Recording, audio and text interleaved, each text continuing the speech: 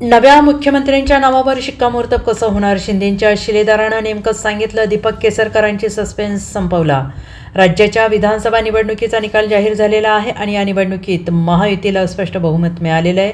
दरम्यान निकालानंतर आता राज्याचा आगामी मुख्यमंत्री कोण असं विचारलं जात आहे. त्यासाठी मुंबईत राजकीय घडामोडींना वेग आला आहे आणि एकनाथ शिंदे यांच्या पक्षाच्या नेत्यांनी मुख्यमंत्रीपद शिंदे यांच्याकडेच असावं अशी मागणी केली आहे, तर भाजपाच्या नेत्यांनी फडणवीस यांच्याकडे राज्याचे नेतृत्व सोपवलं पाहिजे अशी भूमिका घेतली आहे.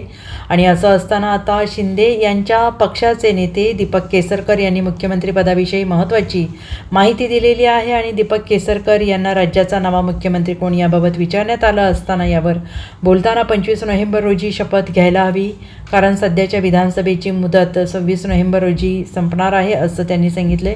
तसेच मुख्यमंत्रीपदाबाबतचा अंतिम निर्णय दिल्लीत घेतला जाणार आहे. फडणवीस आणि शिंदे ही जोडी आहे आणि या जोडीने विधानसभा निवडणुकीत चमत्कार केला आहे असं कौतुकही त्यांनी केलेलं आहे.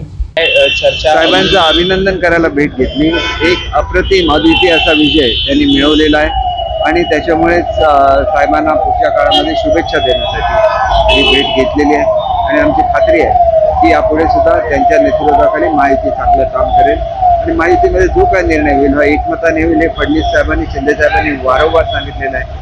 त्याप्रमाणे तसं ते घडेल याची मला खात्री आहे. आपल्या सर्व आमदारांनी काय इच्छा व्यक्त केलेली आहे? आमच्या आमदारांना नेहमीच वाटणार की आमचे मुख्यमंत्री साहेब ज्यांनी एवढं चांगलं नेतृत्व केलं, एवढी चांगली कामं केली, एवढ्या सगळ्या योजना दिल्या, त्यांनी मुख्यमंत्री राहावं आणि हा निर्णय शेवटी तिन्ही पक्ष एकत्र बसून विशेषतः फडणवीस साहेब आणि शिंदे साहेब असतील, त्यांच्यासोबत अजितदादा असतील, एकत्र येऊन हा निर्णय घेतील आणि जो निर्णय घेतील हा महाराष्ट्राच्या हिताचा. महाविकास आघाडीकडनं आता ईव्हीएम मशीनवरती प्रश्नचिन्ह निर्माण केलं जातं. झारखंडमध्ये ईव्हीएम मशीन नव्हतं का?